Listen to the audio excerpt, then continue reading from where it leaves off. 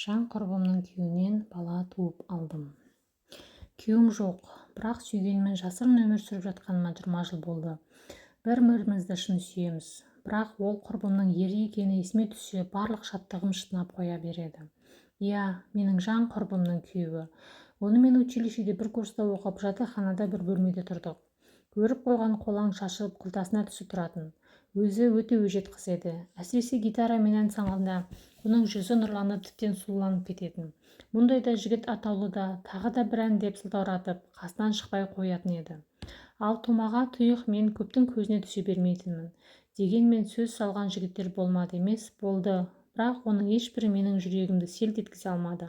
Нақтысында біреуінен басқасы. Мен онымен дискотека өтетін кафенің барында таныстым. Өз тұратын жатақхананың төменгі қабатының бір шетінде кафе бар болатын. Онда кешкі 8-де жастарға арналы би кеші өтетін. Қыздармен кешкісін сол араға бардық. Бірақ би әлі басталмаған екен. Кафе бары жиегіне тақалып едім, оның бір шетінде қара торы жігіттің отырғанын байқадым. Ұялшақтығымды бөлмедегі қыздар бетіме баса бергендіктен өзімді сынап көрейін дедім. Сөйтіп әлгі жігітті сөзге тартпақ болып, қасына тақалып, менің есімім Әсем деп дауыстадым. Басында таң қалған ол жігітпен одан кейін емін-еркін әңгіме дүкен құрып кеттік. Бірге би билеп, жақсы араласып кеттік. Мен оған бөлмемнің нөмірін айттым. Сол кездесуімізде ол маған келіп тұратынын айтып қоштасқан. Дегбірім қашып, оны тағатсыздана күте бастадым. Әне-міне келіп қалатын секілді. Ұзын бойлы, қапсағай денелі, қара торы өңді жігіт бейнесі қайта-қайта көз алдыма келе берді. Сонда мен оған ғашық болып қалғанымды түсіндім. Ол бір аптадан соң біздің бөлмеге бас сұқты. Келісті де келбетті жігіт бөлмедегі қыздардың есін шығарып жібергендей. Барлығы оны сөзге айналдырып, ананы, мынаны сұрап жатыр. Бір уақытта оның көзі төсектің бірінің үстінде тұрған гитараға түсті. «Мынау кімдікі?» деп сұрады. Ақыры ол да өзге жігіттер секілді қасымдағы шелектің қызының арбауына түсті. Ол бөлмемізге келуін жиілете бастады. Маған келіп жүрген секілді ойын ойнайды, бірақ бар көңілі әнші құрбымда. Мені құшақтап, әңгіме айтқан болады. Ондағы ойы құрбымның қызғанышын ояту, сөйтіп өзіне деген сүйіспеншілігін арттыру. Ақымақ емеспін ғой, оның барлығын жақсы білемін. Бірақ сезім алдында дәрменсізбін. Сондықтан бұл ойынның бір бөлшегі болудан бас тартпадым. Одан үмітімді еш үзгім келмеді. Күндердің күні екеуі қол ұстасып мені алдыма келді. Бір-бірін сүйіп қалғандарын айтып, менен кешірім сұрады. Бұлай болатынын мен де жақсы білдім. Бірақ мұны өз құлағыммен естіп, көзбен көрген бір басқа екен. Кеудені керген өкініштен өкіріп жылап қоя бердім. Екі бетімді басып алып, сыртқа тұра ұмтылдым. Нақұрыстар, сатқындар деп айғайлап келемін. Көз алдым қап-қараңғы. Адам қатты ашуланса түк көрмей қалады екен.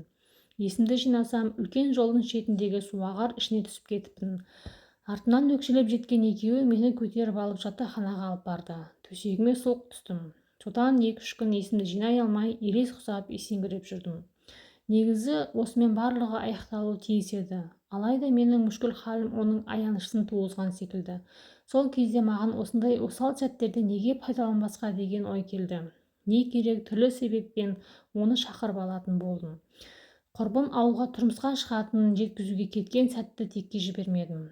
Жалғыз қорқатынымды айтып, оны бөлмеге шақырып алдым. Сол түнді бірге өткіздік. Менің пәк болып шыққаным оны қатты таң қалдырды. Кейін білдім, қасымдағы құрбым ол жағынан жұрда екен. Бірақ құрбымның бұл кемшілігі, менің артықшылығым оны тоқтатпады. Олар бас қосып отау құрды. Тойда мен қыз жолдас болдым.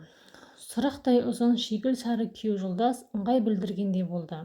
Ішім астан-кестен шыққан маған сол сәтте бәрі бір еді. Алдыма келген бокалды жібермей сілтей бердім.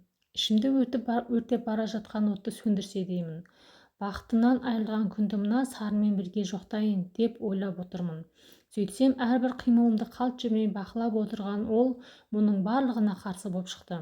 Кезекті бір бокалды көтергелі жатқан қолымды қарс ұстаған қалыңдық күйеуі мені шетке алып шықты. Болды, жетер енді, дейді. Менің басым бос, енді не істеймін, өзім білемін, деп қоямын оған. Ашуланып, тістеніп, құлағыма жақындай сөйлеген ол, сенің басың бос емес, сен менікісің, деді. Басында абдырап қалдым, өйткені мұндайды одан күткен жоқ едім. Одан кейін тоқтай алмай қарқылдап күле бастадым. Адамның күлкісін келтірмеші, дедім. Бірақ бұл арада күлкілі түк жоқ еді. Шындығы солай болатын. Мен оныкі болғанмын, әлі де оныкімін. Үйленіп жатса да одан бас тартпақ ойым жоқ. Ол маған жиі келіп тұруға уәде етті. Мен оған үнсіз келістім. Одан бері 20 жылға уақыт өтті. Қазір оның жекеменшік клиникасы бар. 2 отбасын асырауға тапқан табысы артығымен жететін сияқты. Маған қала ортасынан бір бөлмелі үй алып берген. Барлық іс-қимылын бақылауда. Ол сондай қызғаншақ, бірақ оның көзіне шөп салу менің өңім түгілі түсіме де кірмейді. Бірде Түркияға, тағы бірде Каирға демалуға бардық.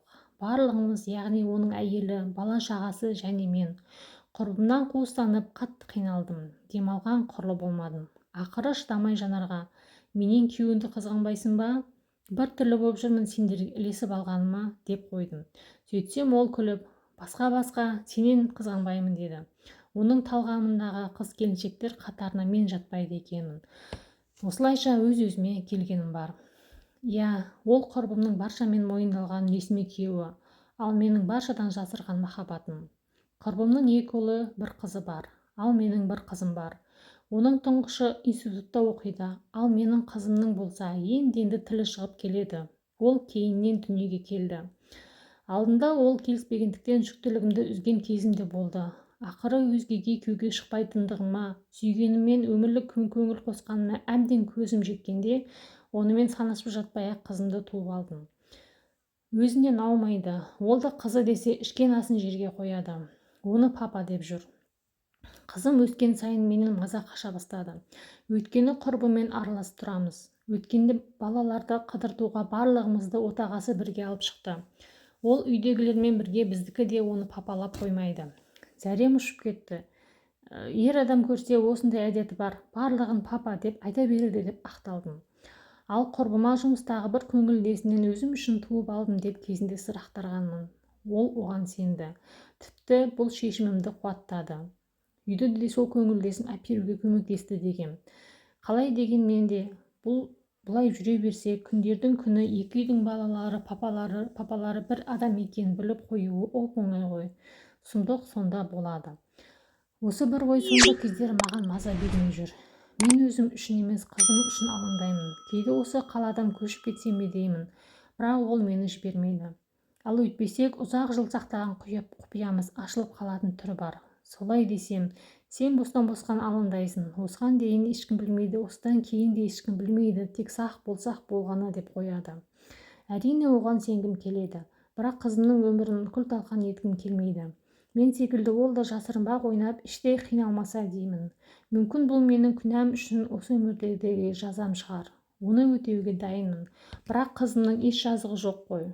Менің басыма жазғанды оған бермесе екен деп шын көңілмен тілеймін.